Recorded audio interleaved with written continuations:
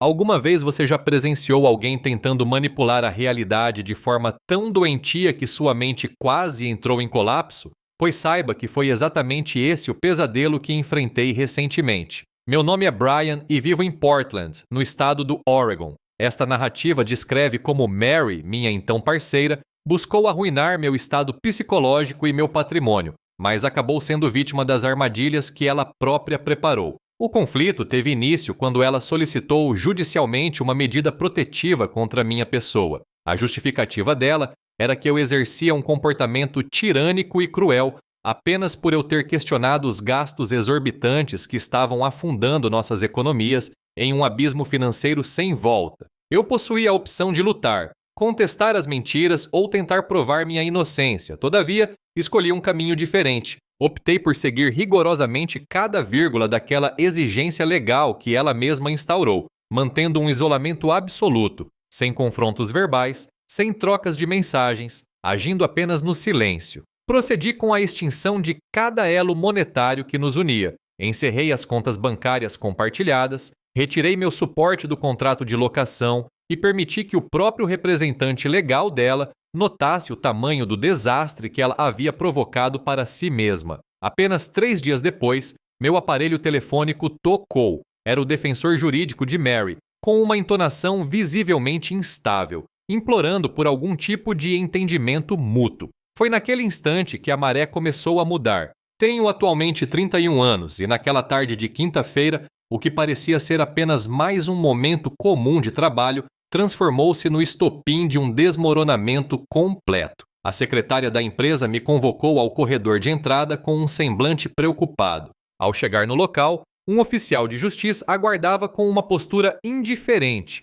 carregando um envelope pardo bastante volumoso. No interior daquele papel estavam os termos de uma restrição judicial. O documento fora solicitado por Mary, com quem eu mantinha um relacionamento há 3 verões. Ela tem 28 anos. As alegações diziam que eu era um agressor psicológico e um ditador das finanças alheias. As evidências anexadas consistiam em capturas de tela, onde eu perguntava o motivo de ela ter gasto quase $2.000 em uma loja de grife, logo após afirmar que não tinha recursos para o básico. Havia também um registro eletrônico onde eu propunha a criação de um planejamento de gastos comum, algo trivial para qualquer casal que divide o mesmo teto. No entanto, no relato oficial dela, esses diálogos foram distorcidos como perseguição obsessiva e táticas de controle mental. Ao ler aquelas páginas, senti que estava diante de uma ficção mal redigida. Na vida real, Mary possuía 4 cartões de crédito individuais, mas eu era o responsável por quitar todas as faturas mensalmente. O documento de aluguel da residência onde ela morava tinha minha assinatura como garantidor, visto que a pontuação de crédito dela era desastrosa. Até mesmo a proteção veicular do carro dela estava vinculada à minha apólice pessoal. Durante 24 meses, arquei com o que ela chamava de auxílio passageiro, mas que se tornou uma dependência eterna. Bastou uma única crítica minha sobre sua compulsão por compras para que eu fosse rotulado como um criminoso. A determinação judicial era explícita. Eu precisava guardar uma distância de 90 metros e evitar qualquer interação, fosse ela direta ou por terceiros, sem telefonemas ou conversas casuais, e agi exatamente conforme o ordenado. Retornei ao meu posto de trabalho, tranquei a porta e busquei calma. Em seguida, acessei meu computador, entrei no sistema bancário e iniciei o processo de desligamento total. Em menos de 60 minutos, desativei os 4 cartões que ela utilizava. Embora estivessem no nome dela, os fundos saíam da minha conta. Logo depois, excluí o veículo dela do meu seguro, formalizei minha retirada como fiador do imóvel e interrompi todos os agendamentos automáticos de pagamento de utilidades. Até os serviços de entretenimento digital, como plataformas de filmes e séries, estavam vinculados aos meus dados. Tudo foi cortado imediatamente. A responsável pela administração do prédio, uma senhora chamada Denise, foi bastante pragmática ao telefone. Ela me explicou que, ao remover minha garantia, Mary teria um prazo de 30 dias para comprovar renda própria ou apresentar um novo garantidor. Caso ela falhasse, o imóvel seria retomado pela administração. Respondi que compreendia perfeitamente o protocolo. Guardei as confirmações de todos os cancelamentos. Voltei às minhas obrigações profissionais e finalizei um projeto importante como se o meu mundo não estivesse de cabeça para baixo. Durante a noite, o silêncio que antes me incomodava trouxe uma paz inesperada. Nenhuma notificação, nenhum drama. A lei funcionava para ambos os lados, e pela primeira vez em meses meu espírito estava tranquilo. No sábado seguinte, por volta das 8 horas, recebi uma chamada de um contato não identificado. Uma voz masculina perguntou se falava com Brian Turner. Confirmei minha identidade. O homem se apresentou como Evan Grant, o advogado constituído por Mary Collins. Ele alegou que existia um equívoco grave sobre a implementação da ordem de segurança. A palavra equívoco me trouxe um sorriso sarcástico. A ordem era cristalina, contato zero. O advogado tentava manter uma postura diplomática, relatando que sua cliente enfrentava dificuldades inesperadas, com contas bloqueadas e pagamentos cessados. Respondi de forma seca que apenas deixei de financiar o que nunca foi minha obrigação legal. Ele insistiu que ela dependia daquela estrutura financeira. Retruquei sugerindo que ela deveria ter refletido sobre essa dependência antes de me acusar de crimes por eu fiscalizar justamente esses valores. Houve uma pausa longa e tensa. Por fim, ele sugeriu um acordo onde a ordem seria flexibilizada para permitir diálogo sobre dinheiro. Recusei prontamente, afirmando que estava apenas sendo um cidadão cumpridor da lei. Sem contato significa isolamento total, inclusive econômico. Ele demonstrou nervosismo ao mencionar o risco de despejo. Esclareci que minha saída como fiador era um assunto entre mim e a imobiliária, sem relação direta com ela. Ele tentou argumentar que aquilo parecia uma vingança. Corrigiu dizendo que era apenas conformidade legal. Se minha presença financeira era vista como abuso, eu estava me retirando para protegê-la.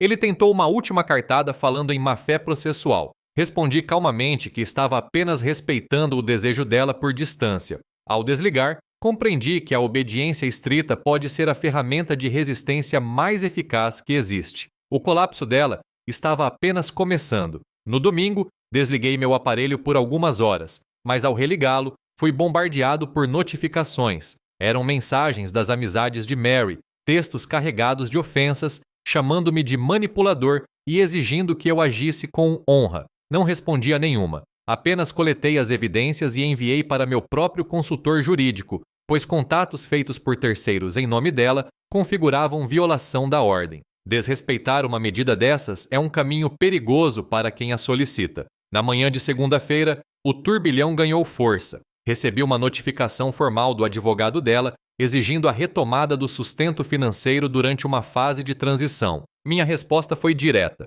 Qualquer suporte financeiro criaria um vínculo que a própria justiça proibiu. Portanto, eu permaneceria em silêncio e com os cofres fechados. Pouco tempo depois, o conflito atingiu a esfera pública. Uma das amigas próximas dela, chamada Brooke, publicou críticas severas nas redes sociais, afirmando que homens tóxicos usam o poder econômico para punir mulheres após serem denunciados. Contudo, Brooke cometeu um descuido imenso. Ela expôs diálogos privados onde Mary admitia que a intenção da ordem era apenas dar um susto em mim para que eu parasse de reclamar das faturas. Mary reclamava até da falta de acesso aos serviços de streaming. Aquele deslize provou que não havia medo real, apenas interesse. Encaminhei tudo para meu advogado, Nathan Harper. Na terça-feira, a síndica Denise me contatou novamente. Ela informou que Mary não conseguiu apresentar garantias financeiras. Eu apenas pedi que confirmassem minha desvinculação total.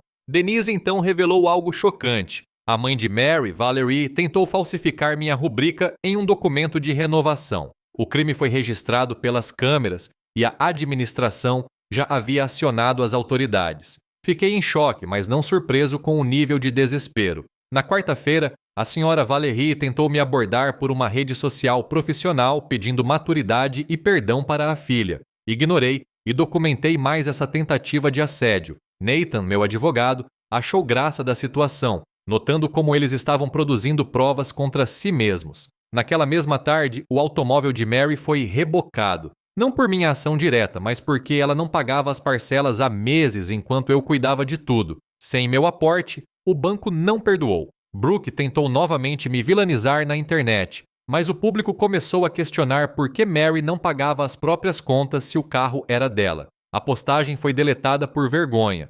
Na quinta-feira, o limite de todos os cartões dela estourou após uma sequência de compras compulsivas feitas na esperança de que eu cedesse. O advogado dela ligou novamente, soando exausto, dizendo que Mary retiraria a queixa se eu voltasse a pagar o aluguel. Recusei. Disse que a segurança dela era prioridade e que eu não queria que ela se sentisse ameaçada pela minha proximidade financeira. Ele percebeu que eu não cairia na armadilha e encerrou a chamada. Na sexta-feira, o caso de falsificação tornou-se uma investigação criminal séria. Valerie foi detida em público. O inquérito revelou que ela tentou não apenas renovar o aluguel em meu nome, mas também abrir novas linhas de crédito usando meus dados. Mary alegou inocência, mas mensagens provaram que ela incentivou a mãe a cometer a fraude. Naquele momento, a mulher que eu amava desapareceu e sobrou apenas uma estranha gananciosa. O advogado original dela abandonou o caso por questões éticas. O substituto, um homem chamado Jared, tentou uma abordagem agressiva,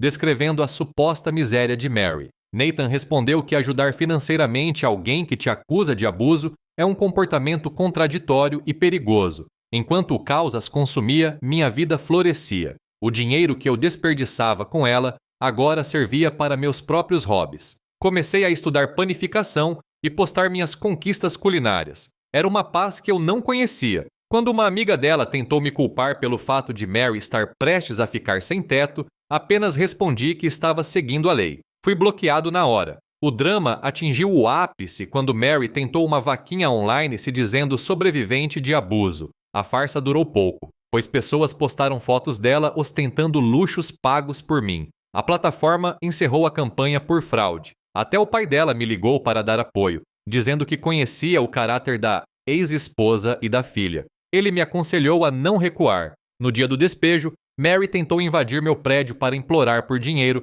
e acabou presa por violar a própria ordem de restrição que ela criou. A ironia foi absoluta. Ela passou a noite em uma cela. A mãe dela tentou fazer um escândalo para a imprensa, mas acabou sendo questionada sobre seus próprios crimes de falsificação. O vídeo daquele vexame viralizou como um exemplo de mau caráter. No final das contas, Mary teve que se mudar para um lugar precário com a mãe. O advogado Jared tentou uma última negociação absurda, pedindo mesada para a adaptação financeira dela. Eu ri e neguei. Meses depois, soube que ela já estava tentando aplicar o mesmo golpe em outro rapaz chamado Ryan. O ciclo se repetia. Eu, por outro lado, agora invisto meus $3.500 mensais em meu próprio futuro. Aprendi que quando alguém usa a lei como arma, você deve usar essa mesma lei como escudo. A distância que ela pediu foi a liberdade que eu recebi. Hoje vivo com tranquilidade, sabendo que a justiça não é apenas o que se escreve no papel, mas o que se colhe através das próprias escolhas. Se você chegou até aqui, lembre-se, nunca tente salvar quem escolheu se afogar para te culpar pela inundação. Valorize sua paz, pois ela é o bem mais precioso que você possui.